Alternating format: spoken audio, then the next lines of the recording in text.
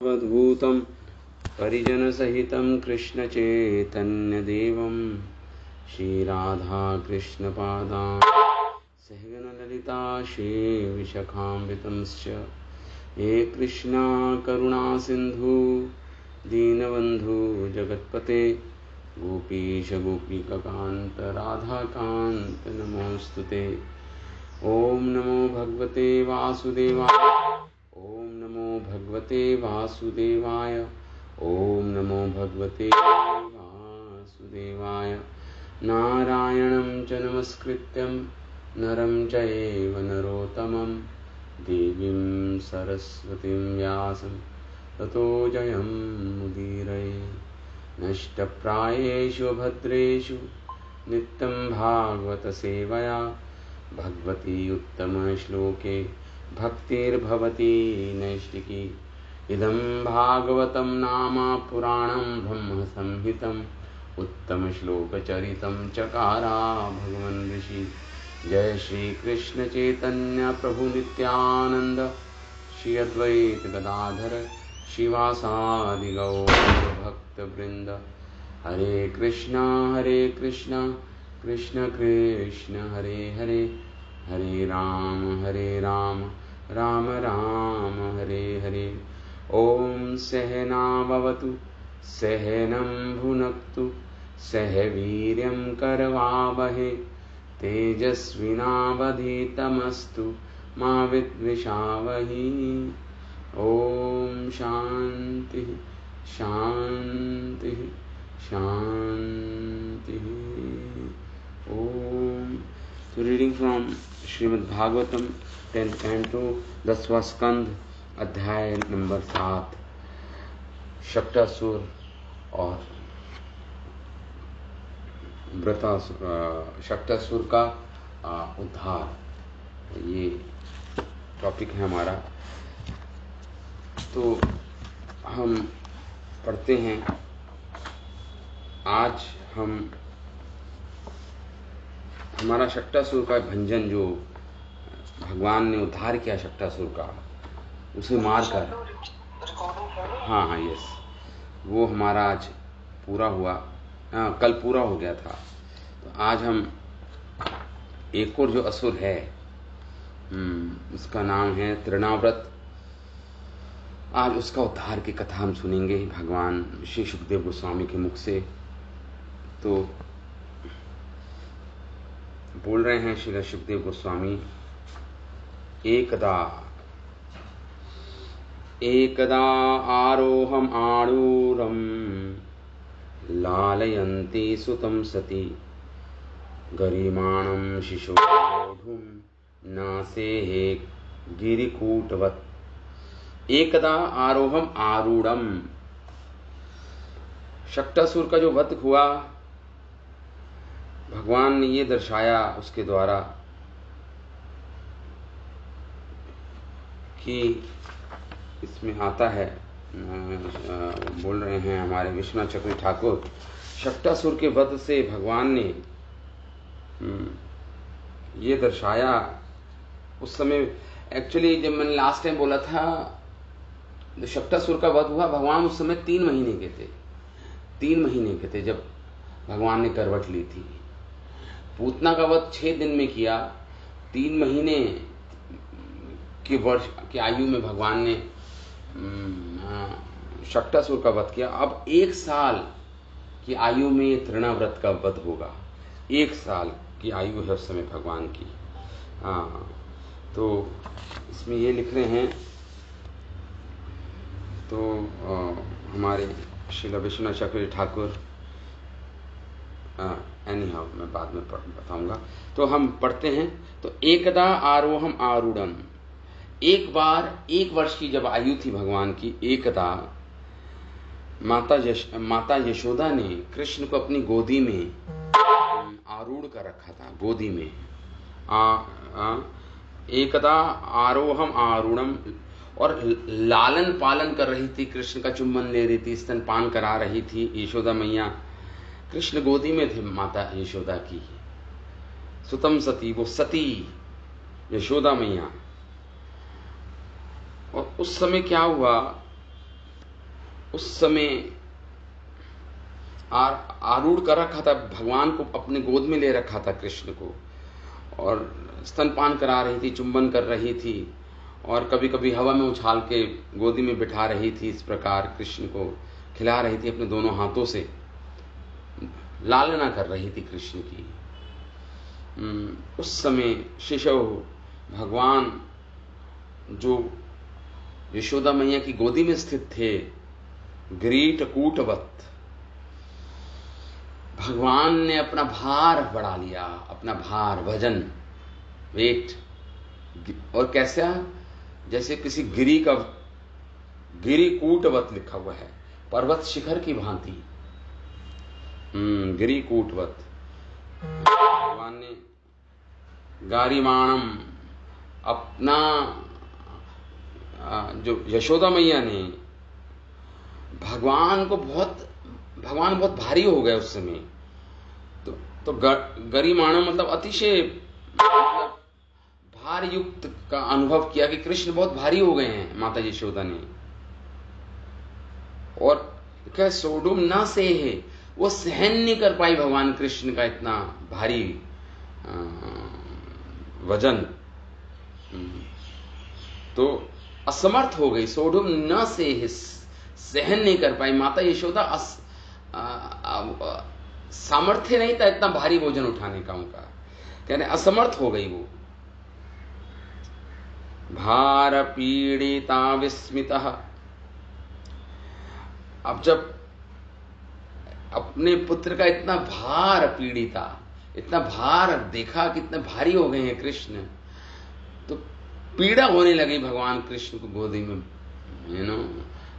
सहन करने में पीड़ा हुई उनको, भार पीड़िता। ये देखकर विस्मिता, अति विस्मित हुई माता यशोदा। माता यशोदा अति विस्मित हो गई, कृष्ण का भारी वजन जो उनकी गोदी में हो गया था। विस्मिता गोपी माता यशोदा तम भूमो निधाया, और अपनी गोदी से उठाकर कृष्ण को भूमि पर लेटा दिया उन्होंने, भूमि पर लेटा दिया कृष्ण को, इतने भारी हो गए थे कृष्ण। तो यही बोल रहे हैं यहाँ पे सुखदेव गोस्वामी, भार पीड़िता, भार से पीड़ित होकर माता यशोदा ने कृष्ण को भूमि पर लेटा दिया। गोपी तम भूमौ निधाये जगतां महापुरुषम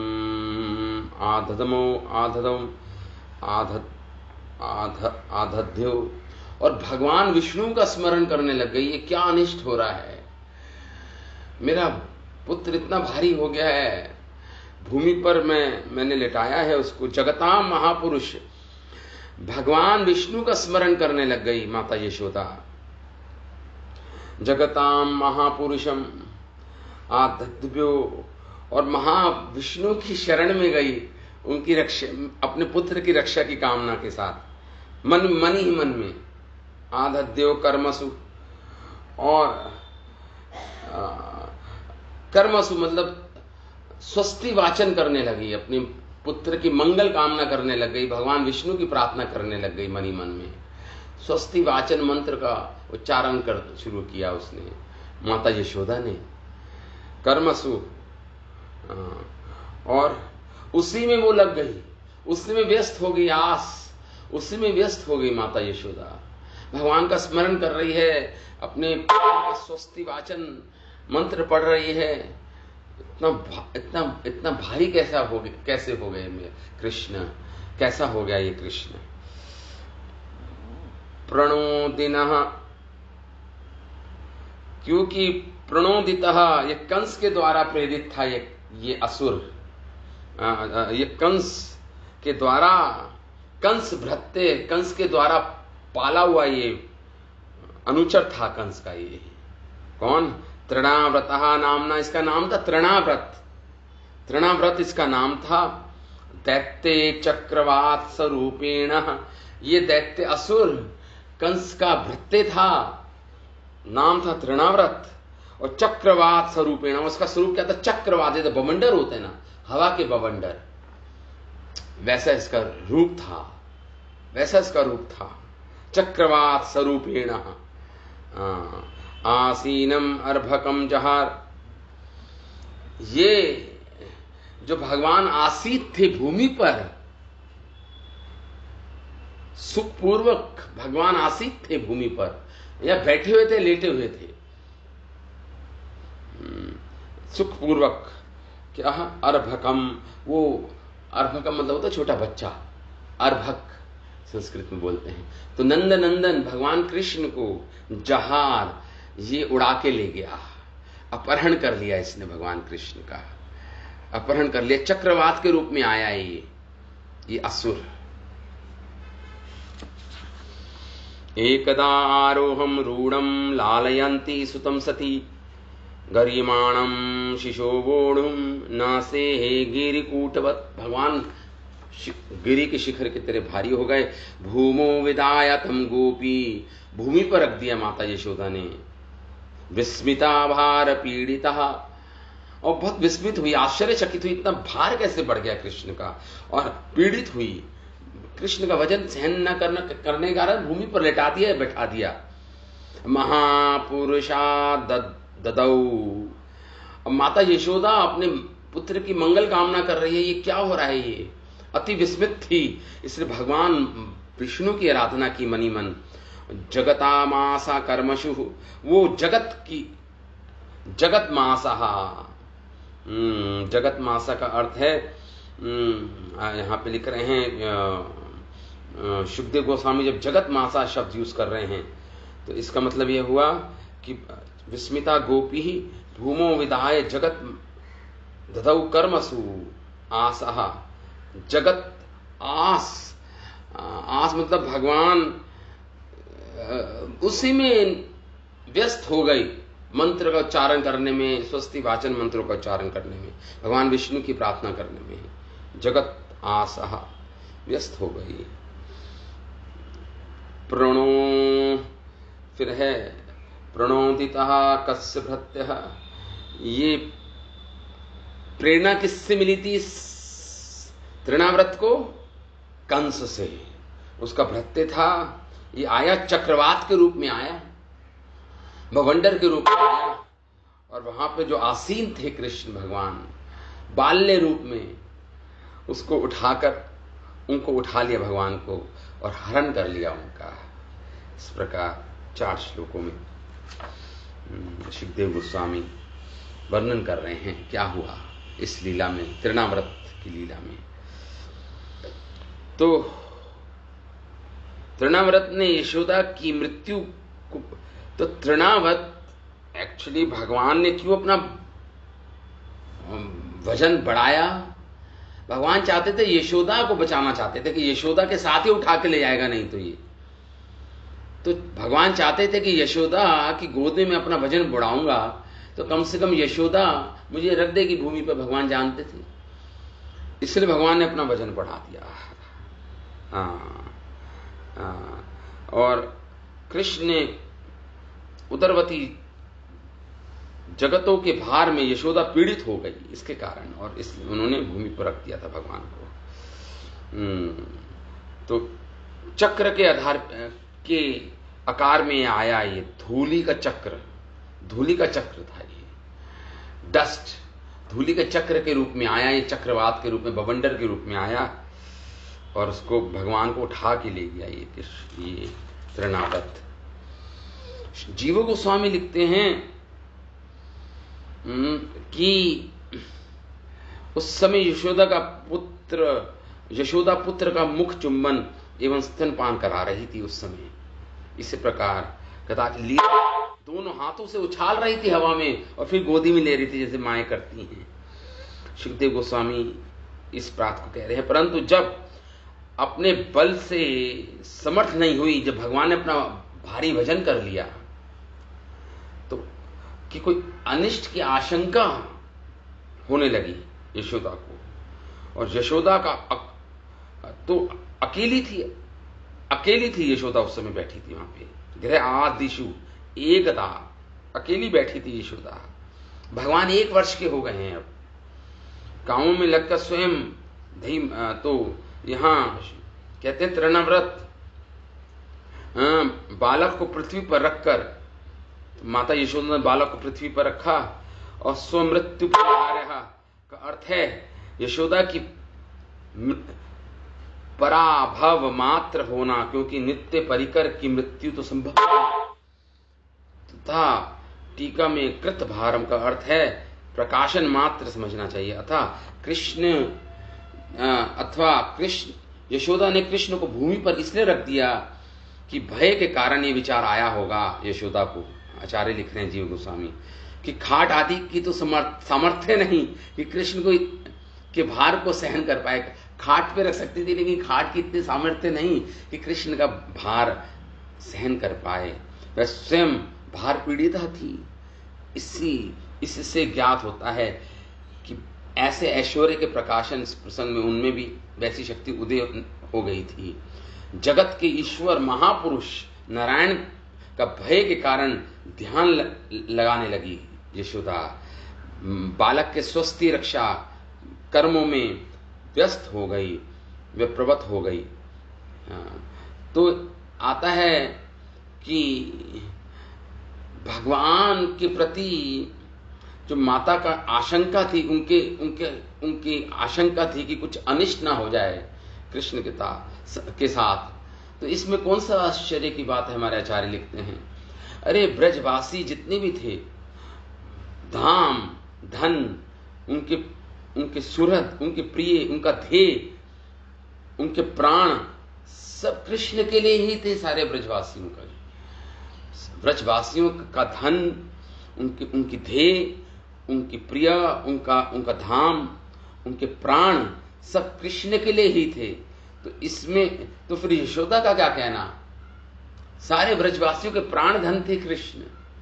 तो यशोदा अगर आशंकित हो गई कृष्ण का अनिष्ट न हो जाए, संसारदा, इसमें कौन से आश्चर्यजनक बात है?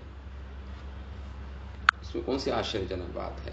दैत्यो नामनः वायु का रूप धारण करके यह असुर आया और भगवान का हरण कर लिया।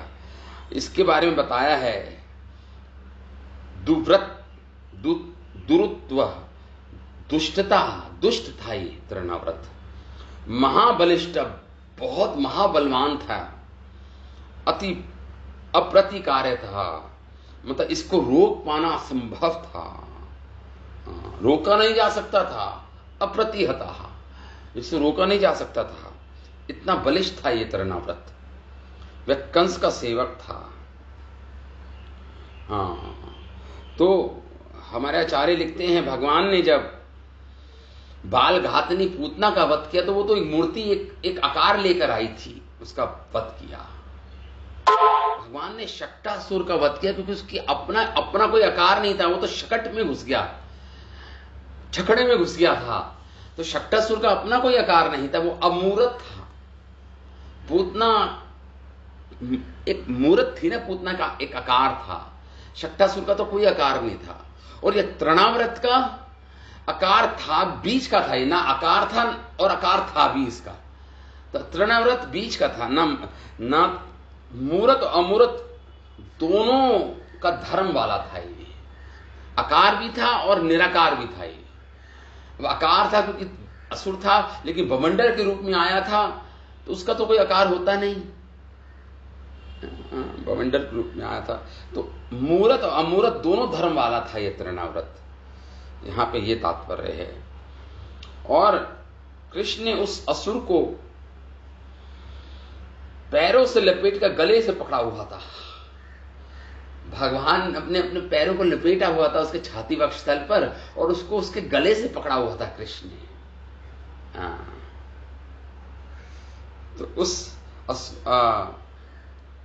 तो कृष्ण बैठे हुए थे, इससे कृष्ण को जब उठा के ले गया तो कृष्ण आसीन बैठे हुए थे उस समय कृष्ण, कि मां की आंखों के सामने ही बालक का हरण हुआ है, ये दर्शाता है ये शब्द। जब कृष्ण बैठे हुए तो माता बिल्कुल समीप बैठी थी कृष्ण के लिए। माता की आंखों के सामने कृष्ण का अपहरण हुआ, हरण हुआ। इससे यशोदा का विस्मय, अतिशय दुख प्रदर्शित होता है। कृष्ण कहा बालक के रूप में दिख रहे थे, अर्थात उनका बाल्य रूप प्रकट तथा भार से युक्त, जो भार से युक्त उनका रूप था, कृष्ण ने छुपा हुआ था, कृष्ण ने छुपा लिया था। वो भार से युक्त जो रूप था कृष्ण का, वह छुपा हुआ था। कृष्ण का तो केवल बाल्य रूप प्रकट था माता यशोदा के समक्ष।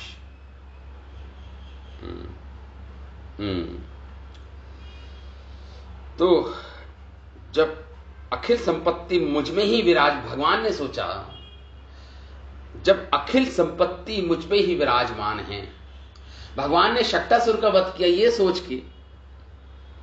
भगवान का क्या मन में था, अभिप्राय क्या था भगवान ये सोच रहे थे कि जब समस्त सृष्टि की सामग्री मुझ में ही विराजमान है, संसार की संचित सारी सृष्टि मेरे से बनी है, सारी जो सामग्री है मुझसे बनी है, तो माता यशोदा ने मुझे शकट के नीचे रख दिया और ऊपर सारी वस्तुएं रख दी, दूध, दही, मलाई, अनेक प्रकार के मिष्ठान।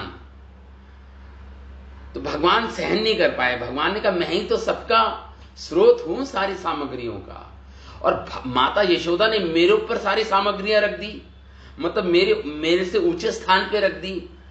इस बात से क्रोधित होकर भगवान ने अपने चरणों से एक मारा, स्पर्श ही किया शकट को, और शकट दूर पीछे जा गिरा उल्टा।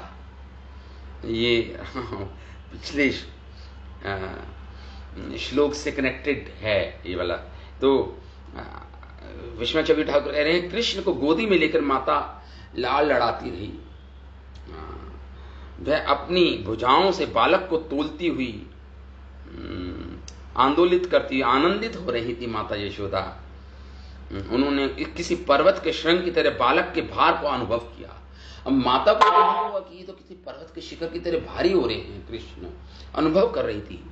बालक तृणाव्रत मां के साथ कृष्ण को हर लेगा, ये विचार कर रहे थे भगवान कृष्ण। भगवान जानते थे, तो भगवान ने सोचा ये तो मेरी माता को भी मेरे साथ हरण करेगा ये तृणाव्रत, तो मैं ऐसा करता हूं, अपना भार बढ़ा लेता हूं। ऐसा सोचकर मां यशोदा को क्लेश ना आए, ये सोचकर कृष्ण ने अपना वजन बढ़ा लिया। भगवान ने अपने ऐश्वर्य शक्ति, भगवान की जो ऐश्वर्य शक्ति है, उसने भगवान को भारी कर दिया, क्योंकि भगवान के अंदर विचार आए हैं। अब भगवान के अंदर विचार आते ही भगवान की शक्तियां काम करना शुरू कर देती हैं, एक्टिव हो जाती हैं, क्रियाशील हो जाती हैं। और बालक को गोदी से उतारने के लिए कृष्ण, भगवान की ऐश्वर्य शक्ति ने भगवान कृष्ण का भार बढ़ा दिया। ये समझना, माता मुझ पर मुझे कुछ ऊपर उछालकर खेलो, झेलो। मैं आकाश में, भगवान ये भी सोच रहे थे माता आप तो मुझे हवा में उछाल के खेल रही हो, लेकिन अब मैं आकाश में जाना चाहता हूं। आप तो मुझे थोड़ी सी हवा में उछाल रही हो, अब मैं बहुत ऊंचे आकाश में जाना चाहता हूं। भगवान की इच्छा हुई कि बहुत ऊंचे आकाश में मैं खेलना चाहता हूं। अब भगवान की इस प्रकार से इच्छा हुई, इस प्रकार से इच्छा भगवान ने की। तो तृणाव्रत नामक असुर को भगवान ने आमंत्रण किया, आमंत्रण दिया। तृणाव्रत आ गया उस समय वहां पर। भगवान को खेलने की इच्छा है आकाश में, तो तृणाव्रत को बुला लिया भगवान ने। तृणाव्रत आ गया वहां पे और भगवान का अपहरण कर लिया, दूर आकाश में ले गया, ऊंचे आकाश में ले गया। भगवान ने अपने हाथों से उसका गला पकड़ रखा था तृणाव्रत का। भूमौ यशोदा भी भयभीत विस्मित हो गई कि मेरे बालक का ये आकस्मिक अचानक ही इतना भार कैसे बढ़ गया। मैं नहीं जानती वह किसी बालक को पकड़ने वाले कोई ग्रह तो नहीं था जो बालक को पकड़ते। कोई ग्रह ने तो अपना प्रभाव नहीं डाला कृष्ण पर। इतना भारी कैसे, इतने भारयुक्त कैसे हो गए कृष्ण। इस आशंका के साथ इस पुत्र, वो भगवान विष्णु से प्रार्थना करने लगी, हे प्रभु तुमने इस पुत्र को मुझे प्रदान किया है, तुम ही इसका पालन करो। माता यशोदा कह रही है ये सब तब से ध्यान में बोलने लगी माता यशोदा, विष्णु का ध्यान करें। फिर विवेक पर बालक के कल्याण आदि के लिए रक्षा कर्म, स्वस्ति वाचन कर्म करने लगी माता यशोदा। प्रवृत्त हो गई, व्यस्त हो गई इसमें। आगे कहते हैं सुखदेव गोस्वामी, गोकुलम सर्वावरणम मृषनश्चंशुशिरेणुभिः इरयन्सुमाघ अघघोर शब्देन प्रतीशो दिशा मुहूर्तं भवद्गोष्ठं रजसा तमसा अव्रतं सूतं यशोदा न पश्यत् अस्मिन् नयनस्तवती यतः न पश्यत् कश्चन आत्मनं परं चापि विमोहिता तृणाव्रतः निसृष्टादिभिः शक्रः अभिभूरुद्धृतः इति खरपवनचक्रः पांसवर्षे सुतपदवीं बलाविलक्ष्यमातः अतिकरुणम् अनुस्मरणम् अन्तिः योषध भुवि पतिता मृतवत्सका यथा गौ। अगले 4 श्लोकों में सुखदेव गोस्वामी कहते हैं, गोकुलम सर्वभाव वर्णनम। इस प्रकार उस दैत्य ने सर्व गोकुलम, संपूर्ण गोकुल को क्या किया उसने, उस दैत्य ने संपूर्ण गोकुलम रेणु भी, बवंडर इतना तेज किया अपनी गति कि पूरे गोकुल को मिट्टी उड़ने लगी। पूरे गोकुल में आंधी तूफान आया मिट्टी का,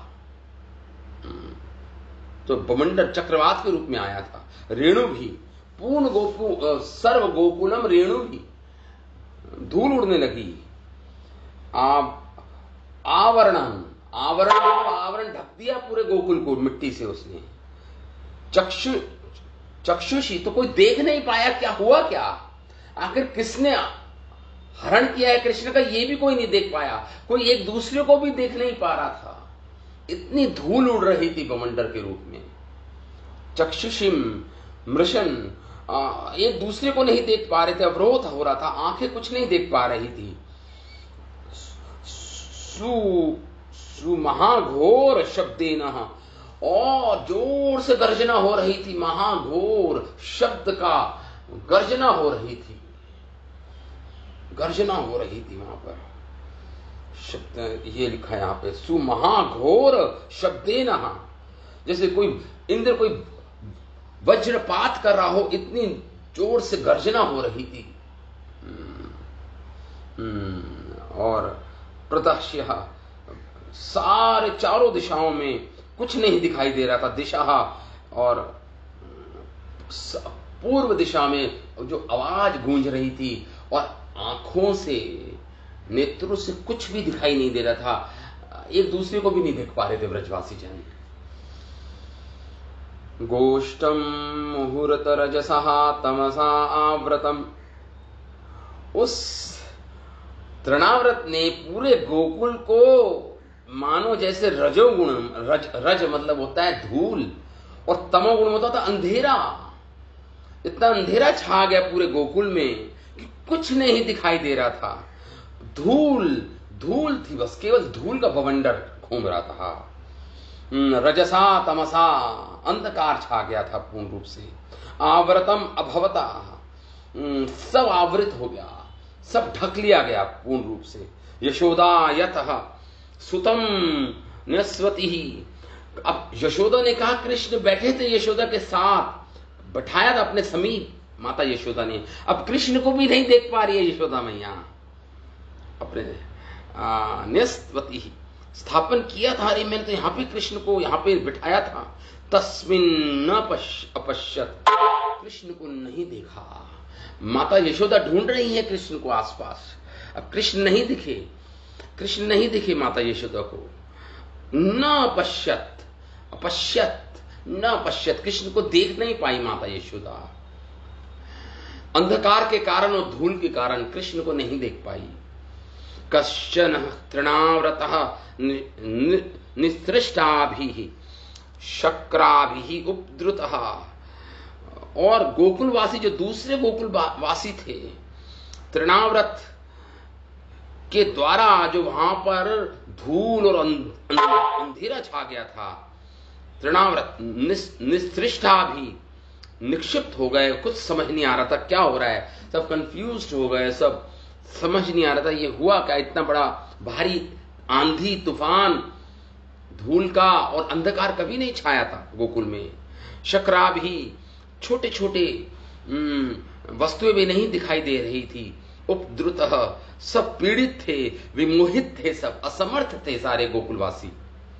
कुछ भी ढूंढने में, अनुसंधान में कि क्या हुआ क्या आखिर, अनुसंधान कर रहे थे, सोच रहे थे, ढूंढ रहे थे हुआ क्या एक दूसरे को, लेकिन असमर्थ थे सबके सब, असमर्थ थे। आत्मानं पंचान पश्यत, आत्मानम अपने आप को नहीं देख पा रहे, तो दूसरों की तो बात छोड़ो, कह रहे हैं सुखदेव गोस्वामी। इतनी धूल थी। आत्मानम परंचापी, दूसरों को और अपने आप को नहीं देख पा रहे थे। न परलोक को देख, दूसरों को देख पा रहे थे, न आत्मनि, न स्वयं को देख पा रहे थे ब्रजवासी जन उस समय। न पश्यत, नहीं देख सके। इति खर पवन चक्र पांशु वर्षे, और इस प्रकार इतनी खर पवन, पवन मतलब वायु इतनी गति से बह रही थी, आंधी की तरह। चक्र पांशु वर्षे है, किसके रूप में?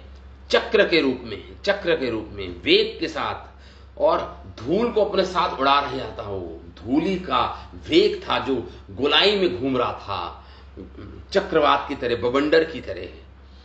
अबलाहा, माता यशोदा जो अबला थी, अपना सामर्थ्य नहीं, अपना असमर्थ थी कृष्ण को ढूंढने में। अबला, वो यशोदा अबला, अबला, सुखदेव गोस्वामी कह रहे अबला, कुछ भी प्रतीक, इस जो स्थिति बनी थी इसका प्रतिकार नहीं कर पा रही थी, कुछ समझ नहीं पा रही थी यशोदा, क्या करूं, कृष्ण को कहां ढूंढूं, प्रतिकार करने में असमर्थ थी पूर्ण रूप से, अबला थी। माता सुत पदविम, पुत्र की गतिविधि न जान के कि कृष्ण की कोई आवाज नहीं आ रही, कृष्ण को देख नहीं पा रही है, वो विलक्ष्य है, अविलक्ष्य ना जान करके कृष्ण यहां पे कृष्ण के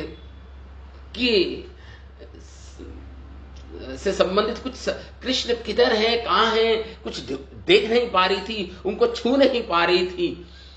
माता यशोदा अविलक्ष्य थे कृष्ण, ना जानकर।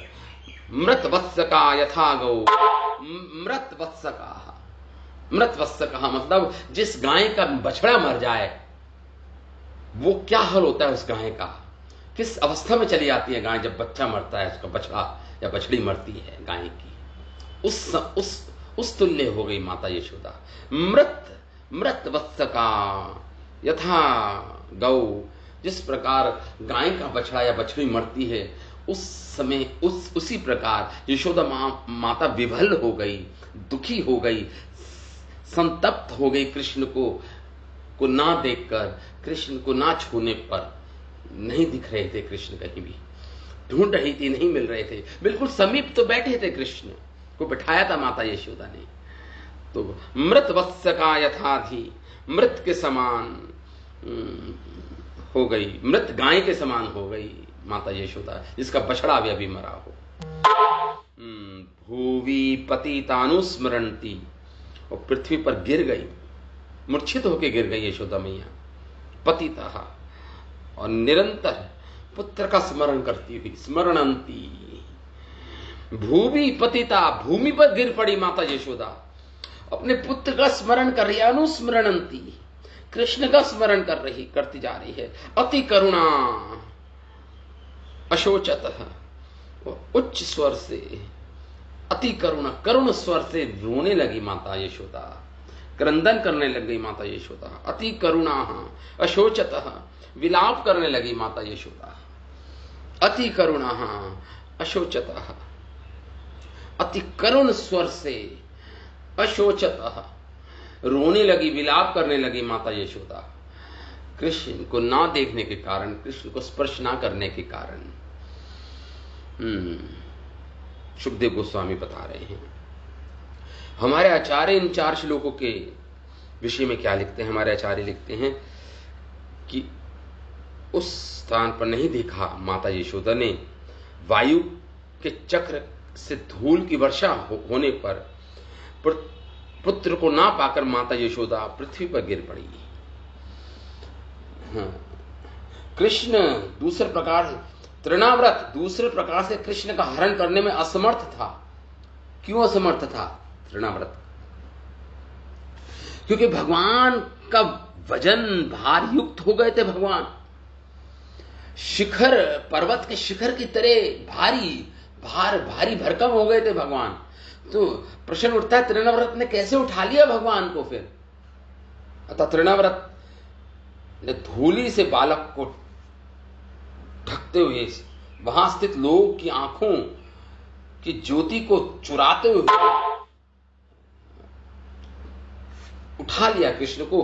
क्यों? क्योंकि कृष्ण हल्के हो गए उस समय। कृष्ण चाहते थे कि मुझे तृणाव्रत आकाश में ले जाए, दूर आकाश में ले जाए। कृष्ण पुनः अपने आप को, अपना वजन, अपना भार कम कर लिया था। भगवान की ऐश्वर्य शक्ति ने कृष्ण का भार कम कर दिया था उस समय, इसलिए तृणाव्रत उठा पाया भगवान कृष्ण को। रजोगुण तथा उससे उत्पन्न तमोगुण, देखिए इसने क्या किया तृणाव्रत ने। रजोगुण, रजा मतलब होता है मिट्टी, धूली, रज बोलते हैं, रज। और अंधकार को बोलते हैं तमोगुण। तमोगुण बोलते हैं अंधकार को, तमोगुण, तमहा। तो हमारे आचार्य लिखते हैं, जब किसी के अंदर रजोगुण बढ़ता है और रजोगुण से फिर तमोगुण उत्पन्न होता है, तो उसको भगवान के दर्शन नहीं होते। उस साधक को फिर भगवान के दर्शन नहीं होते। जो रजो और तमोगुण से ढका हुआ है, आवरित है, वो भगवान के दर्शन करने में असमर्थ हो जाता है। इस लीला से भगवान ये दिखला रहे हैं, मानो रजो मतलब होता है मिट्टी, धूली, और तमो का अर्थ है अंधकार। धूल, मिट्टी और अंधकार के आवरण के कारण ब्रजवासी अपनी देह को नहीं देख पा रहे थे। माता यशोदा कृष्ण के दर्शन नहीं कर पा रही थी। इससे ये दर्शा रहे भगवान कि जब कोई रजो और तमोगुण से आवृत होता है, ढका हुआ होता है, तो वो मेरे दर्शन नहीं कर पाता। कृष्ण के दर्शन नहीं होते जो तमो और रजोगुण से ढके हुए हैं। ये मानो भगवान दर्शा रहे हो इस लीला के माध्यम से। इसी प्रकार गोष्ठ भी धूली और अंधकार से आवृत था, इसलिए भगवान के दर्शन नहीं हो पा रहे थे। क्योंकि कृष्ण ने अपने अत्यंत भार को प्रकाशित किया था, अतः उनका किसी दूसरे के द्वारा ले जाना संभव नहीं था। फिर भी भगवान ने लीला शक्ति की, भगवान की लीला शक्ति के द्वारा यशोदा को वात्सल्य भाव ने, यद्यपि पुत्र को ना देखने मात्र से अत्यंत आकुल होकर माता यशोदा असमर्थ हो गई, बहुत विलाप करने लगी। उसी प्रकार कहे, वह अबला कुछ भी करने में, समझने में अशक्त थी, केवल पृथ्वी पर गिर पड़ी। जैसा तैसा ध्यान गया, वैसा वैसा स्मरण करते हुए शोक करने लगी और भगवान के लिए विलाप करने लगी। स्मरण कर रही हैं कृष्ण की लीलाओं का, ध्यान कर रही हैं कृष्ण का, और जोर जोर से क्रंदन करने लगी। स्नेह की अधिकता है ना माता यशोदा को, अधिक स्नेह है, वात्सल्य प्रेम है कृष्ण के प्रति। लेकिन स्नेह की अधिकता से अनुसंधान का भाव होने पर परम आर्तता में मृता पुत्र का दर्शन न करने मात्र से उनके हृदय में महा अनिष्ट की आशंका उत्पन्न हो गई। इसलिए वह मृत जैसी हो गई माता यशोदा मृत जैसी। उसी समय दैत्य ने बालक का हरण किया। इससे ज्ञात होता है कि हरण काल में ऐश्वर्य शक्ति या लीला शक्ति ने कृष्ण के भार को हल्का कर दिया था। तीव्र पवन चक्र में जब धूल की वर्षा होने लगी, तब पुत्र को ना देखकर माता यशोदा भूमि पर गिर पड़ी। भूमि पर गिर पड़ी। अगले 4 श्लोकों में सुखदेव गोस्वामी कहते हैं, अगला 4 श्लोक में इसका उच्चारण करेंगे हम। तृणाव्रतः, ये मैं इससे पढ़ देता हूँ। तृणाव्रत का अगला 4 श्लोक, ये नंदस्य कृष्ण कहाँ चला गया? ओके, तृणाव्रत, हाँ ये रुदितम अनुनिशम्य तत्र गोप्या भ्रशम अनुतप्तश्धिः अश्रुपूर्णमुख्यारुरुधु अनुप्लब्धनन्दसूनुन् पवने उपारत पांशुवर्षवेगे तृणाव्रत शान्तराये वातया रूपधराहरन् कृष्णं न भगतः गन्तुं न अशक्नोत भूरि भारव्रतः तम् अस्मानं मन्यमानः आत्मनं गुरुमत्या गले ग्रहीते उत्सृष्टुं न अशक्नोत अद्भुत अर्भकम्। आगे बोल रहे हैं, गलग्रह निचेष्टो दैत्यो निर्गलतालोचनः अव्यक्तरावः पतत् सह बाला व्यसु व्रजे। ये 4 श्लोक में सुखदेव गोस्वामी बताते हैं कि आगे ये हुआ कि क्योंकि प्रचंड वायु वेग, प्रचंड वेग के साथ वो बवंडर हवा में कृष्ण को ले गया था। उपारतः, धूल वर्षण का वेग इतना प्रचंड था और जब वेग शांत हुआ, ले गया तृणाव्रत भगवान को, उसका उद्देश्य पूरा हुआ। उसके बाद वो वेग शांत हुआ। पंशु वर्ष वेग है उपारत मतलब शांत हुआ, ठहर गया वेग। तब गोप तन रुदितम, तो उस समय आसपास की सारी गोपियां यशोदा मैया के समीप आ गई। जब आंधी का वो जो बवंडर जो था तृणाव्रत का, जो वो ठहरा, कृष्ण को ले गया जब वो, तो अब आसपास की गोपियां माता यशोदा को रोते हुए, विलाप देखते हुए सारी गोपियां इकट्ठी हो गई माता यशोदा के समीप। गोप्या तत्र रुदितम, देखा माता यशोदा विलाप कर रही हैं। अनुष निशम्य, ये सुनकर सारी गोपियां आ गई वहां पर। नंद सुनुन, और देखा कि वहां पे भगवान नहीं है। नंद सुनु, नंद नंदन नहीं है वहां पे। अनुपश्य, नहीं देखा, न देखकर भ्रशम अत्यंत अनुतप्त धिया, उनकी बुद्धि अनुतप्त, बहुत ही पीड़ा अनुभव की सारी गोपियों ने। अनुतप्त, तापित, तप्त, ताप अनुभव कर रही थी सारी गोपियां। माता यशोदा को देखा, रो रही हैं। कृष्ण नहीं है उस वहां पर। कृष्ण के दर्शन ना देखकर अनुतप्त हो गई सारी गोपियां।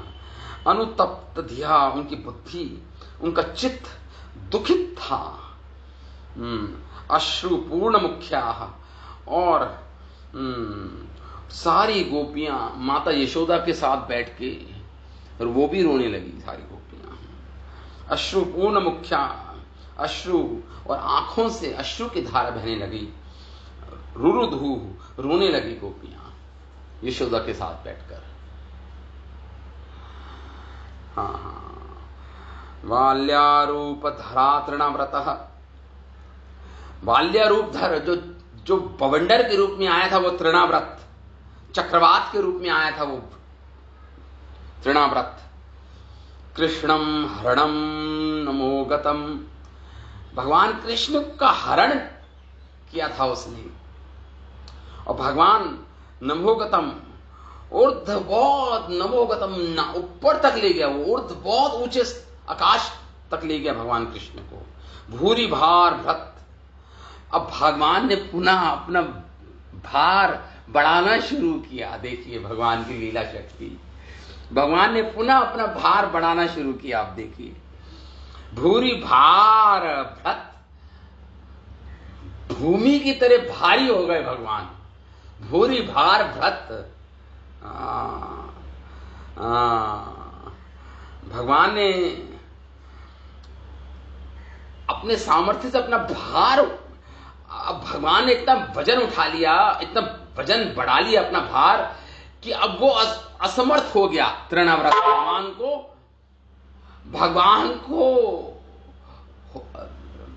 लेने के लिए, भगवान को उठाने में असमर्थ हो गया। वो उठा नहीं रखा था। भगवान कृष्ण ने उसके गले को पकड़ रखा था और अपने पैरों को उसके वक्षस्थल पे लपेट रखा था भगवान ने, अपने चरणों को। तो कह रहे भूरी भार धृत, अब वो तृणाव्रत असमर्थ हो गया भगवान के वजन को उठाने में। शांत रहे, और शांत रहे मतलब जो प्रचंड गति से जो वो भाग रहा था, उड़ रहा था हवा आकाश में, अब उसकी गति शांत हो गई, एक जगह ठहर गया। ये तृणाव्रत शांत रहा, शांत हो गया, उसकी प्रचंड वेग गति शांत हो गई। भगवान के भार के कारण धीमी पड़ गई उसकी गति, धीमी पड़ गई, एक जगह स्थित हो गया। मन तुम ना अशक्नोत, अब एक कदम चलने में भी उसकी शक्ति नहीं थी उसके अंदर। कह रहे गंतुम न अशक्नोत, वो गंतुम मतलब जाना, अशक्नोत मतलब कोई शक्ति नहीं थी, अब असमर्थ था वो तृणाव्रत, एक कदम भी चलने में असमर्थ था, क्योंकि भगवान ने अपना भार बहुत बढ़ा लिया था। गले ग्रहीता आत्मान, भगवान ने गले से पकड़ रखा था तृणाव्रत को। जब वो आकाश में ले गया तो गले को भगवान ने गले से गला पकड़ रखा उस समय तृणाव्रत का। गले ग्रहीता आत्मान, भगवान समर्थ हैं।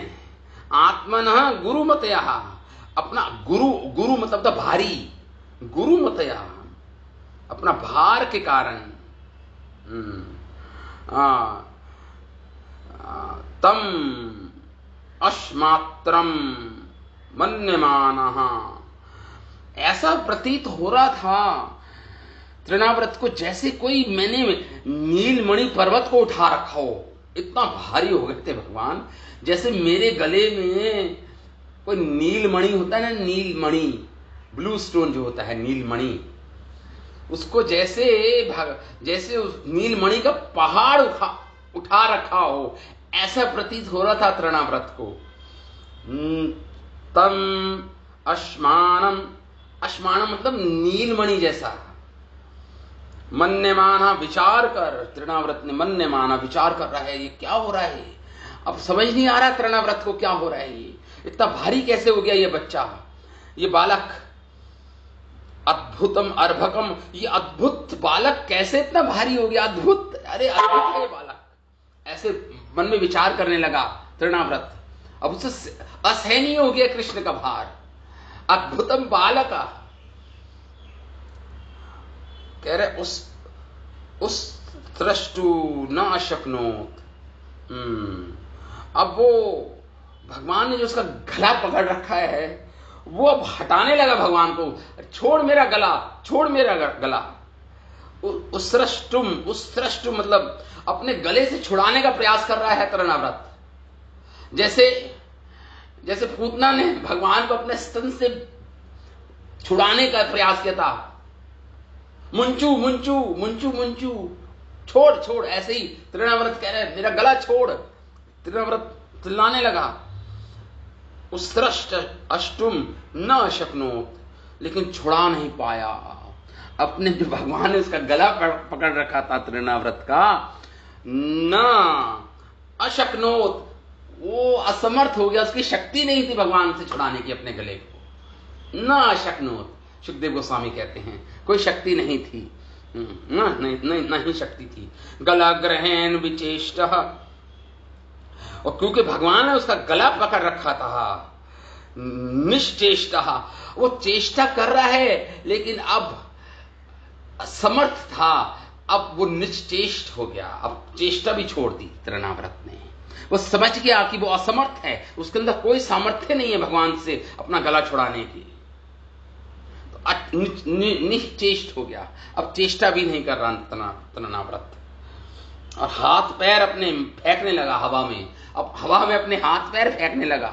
अब वो चेष्टा छोड़ दी उसने भगवान को अपने गले से हटाने की, वो समझ गया नहीं हटा पाएगा, अब अपने हाथ, जैसे पूतना अपने हाथ पैर मारने लगी थी भूमि पर, उसी प्रकार ये जो तृणाव्रत था अपने हाथ पैर मारने लगा आकाश में। निर्गत लोचना, निर्गत लोचना, और क्योंकि भगवान ने जोर से गला पकड़ रखा था, इसके लोचन मतलब इसके नेत्र बाहर आ गए, दोनों नेत्र। क्या हुआ? क्योंकि श्वास अवरुद्ध हो कर दिया था भगवान ने, श्वास नहीं ले पा रहा था ये तृणाव्रत, क्योंकि भगवान ने गले से पकड़ा होता, श्वास इसका रोक दिया भगवान ने, जोर से पकड़ रखा था, तो इसके निश्वास, क्योंकि श्वास ना आने के कारण इसके दोनों नेत्र बाहर निकल आए, दोनों नेत्र बाहर निकल गए। निर्मत लोचनम, निर्गता, बाहर आ गए लोचन, इसके दोनों नेत्र। अव्यक्त राव, और ये अव्यक्त राव आत्र भाव से चिल्लाने लगा, जैसे पूतना चिल्लाई थी उसी हिसाब से चिल्लाने लगा ही, आत्र भाव, अव्यक्ता, अपने आप को वो बोल भी नहीं पा रहा था, अपने आप को व्यक्त भी नहीं कर पा रहा था, क्योंकि भगवान ने जोर से गला पकड़ रखा था, श्वास नहीं ले पा रहा था तृणाव्रत, तो वाणी कहां से निकलेगी इसके गले से, आप अपने आप को कुछ बोल भी नहीं पा रहा था। अव्यक्त राव, स्पष्ट रूप से जो आर्तनाद था इसका, दुख से भरा जो नाद था वो भी स्पष्ट नहीं था, क्योंकि भगवान ने इसका गला पकड़ रखा हुआ था। तो कह रही है ये अवक्तराव दैत्य व्यसु, क्योंकि और वो दैत्य तृणाव्रत व्यसु, श्वास न लेने के कारण, व्यसु, व्यसु मतलब व्यसु क्या, प्राणहीन हो गया वो तृणाव्रत, प्राणहीन हो गया वो, प्राणहीन हो गया तृणाव्रत। और सहबाल व्रजे ने पतत, और जब प्राणहीन हुआ, जब प्राणहीन हुआ ये तृणाव्रत, तो सहबाल, भगवान ने अभी भी पकड़ रखा है इसका गला, प्राणहीन होकर नीचे गिर रहा है ये, और ये धड़ाम से नीचे गिरा, न पतत, पतन हुआ इसका तृणाव्रत का, धड़ाम से नीचे गिरा। और ये भगवान की लीला शक्ति से ये अपने पीठ के बल गिरा, अपनी पीठ के बल गिरा, ये छाती के बल नहीं गिरा, क्योंकि छाती को तो भगवान विराजमान है छाती पर, तो और गला पकड़ रखा है भगवान ने अभी भी बहुत बहुत कस के, तो भगवान की लीला शक्ति से ये तृणाव्रत धड़ाम से पृथ्वी पर गिरा, और गोकुल पर नहीं गिरा, वो जैसे पूतना गोकुल पर नहीं गिरी, किसी गोकुल वासियों की क्षति नहीं हुई, ये एक एकांत स्थान पर गिरा, निर्जन स्थान पर गिरा ये तृणाव्रत। गिरा भगवान, ये गिर गया न पतत के साथ, लेकिन गिरा ब्रज में ही, तो उद्धार तो होना है इसका निश्चित, ब्रज में मृत्यु हुई है, स्वयं भगवान के द्वारा हुई है, इसलिए उद्धार तो है ही इसका, निश्चित रूप से उद्धार है, स्वयं भगवान ने इसका वध किया है। लेकिन ब्रज में गिरा, निर्जन स्थान पे गिरा, जहां की कोई ब्रजवासी और उनका घर नहीं था, वहां पे गिरा जाकर ये।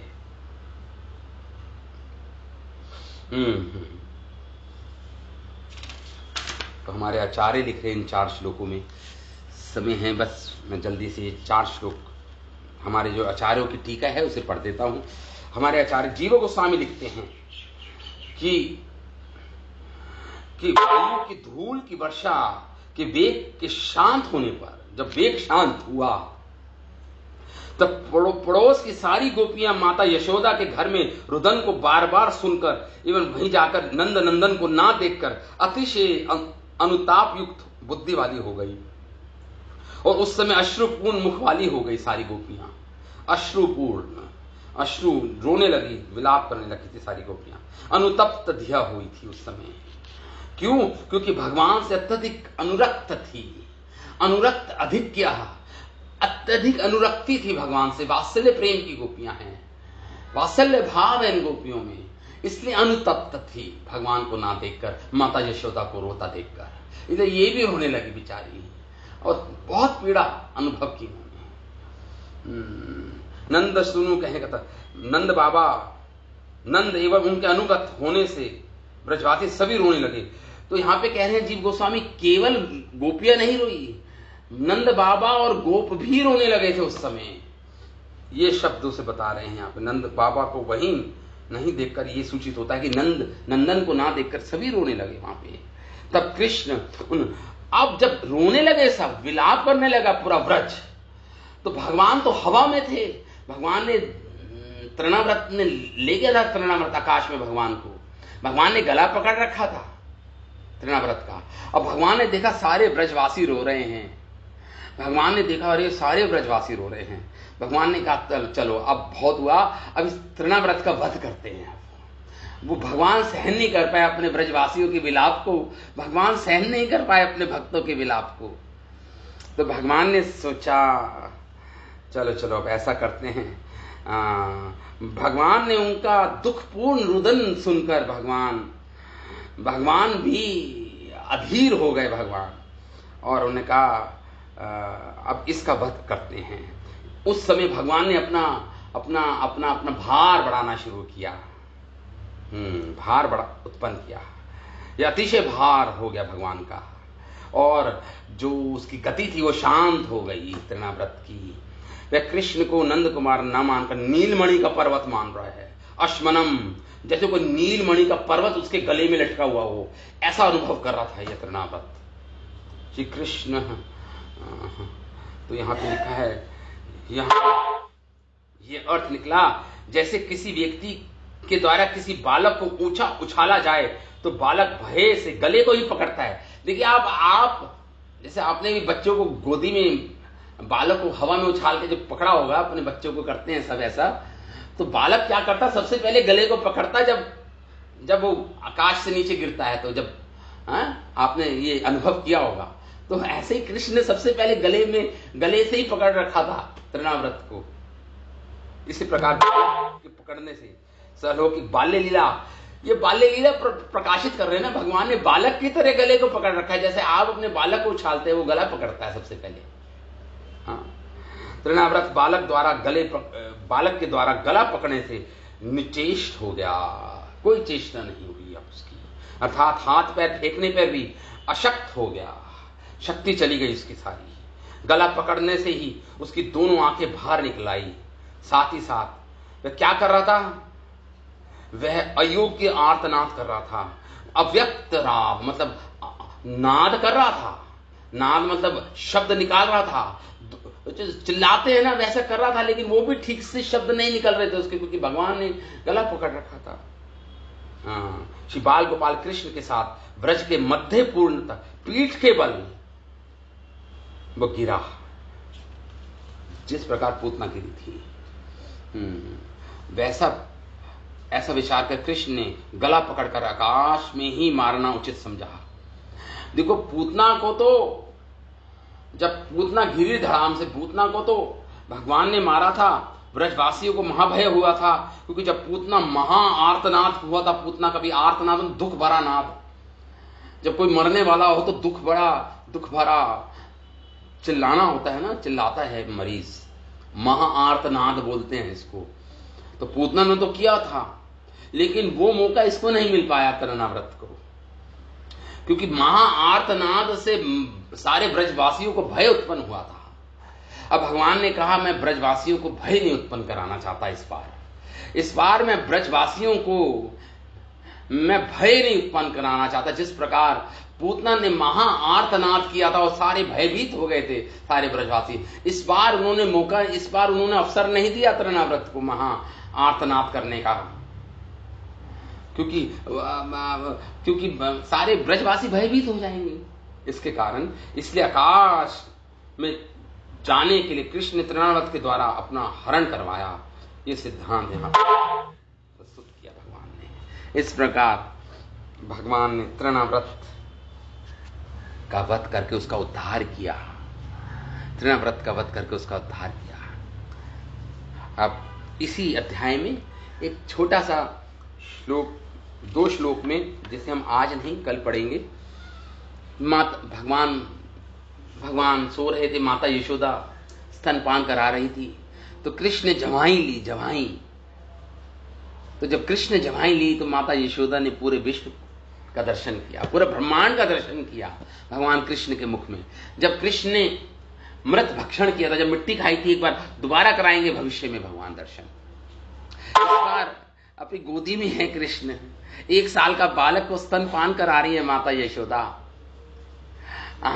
और कृष्ण ने जवाई ली, नींद आ रही थी होगी कृष्ण को, जवाई ली और माता यशोदा ने पूरे ब्रह्मांड का दर्शन किया कृष्ण के मुख में। ये 2 श्लोकों में इस बात को शुकदेव गोस्वामी इस छोटी सी लीला को 2 श्लोकों में पिरोकर हमारे सामने प्रस्तुत कर रहे हैं।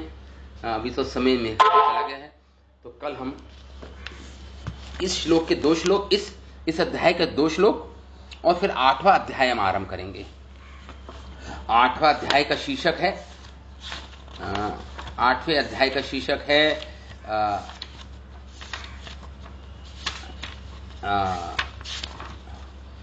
नाम, भगवान का नामकरण और भगवान की अन्य बाल लीलाएं। भगवान का नामकरण होगा अब 8वें अध्याय में, 8वें अध्याय में। अभी 7वें अध्याय के 2 श्लोक तो नहीं, अभी तो हैं 7वें अध्याय के अभी 6 श्लोक बाकी हैं, वो हम करेंगे, कल करेंगे। 7वें अध्याय के 6 श्लोक अभी बाकी हैं और फिर हम बाद में करेंगे 8वां अध्याय, अगली क्लास में हम आरंभ कर देंगे। ठीक है, यहीं पे विराम लेते हैं कथा का। आज तृणाव्रत का वध किया भगवान ने, इस लीला के द्वारा दिखाया जो तमोगुण और रजोगुण से आवृत हैं, भगवान कृष्ण उनको दर्शन नहीं देते, ये भगवान ने दर्शाया, ये शिक्षा दी इस लीला से। जय श्रीमद् भागवतम महापुराण की जय, शुकदेव गोस्वामी की जय, शिला व्यास मुनि की जय, शिला प्रभुपाद की जय, अनंत कोटि वैष्णव वृंद की जय। निताय गौर प्रेमानंदे, हरि हरि बोल।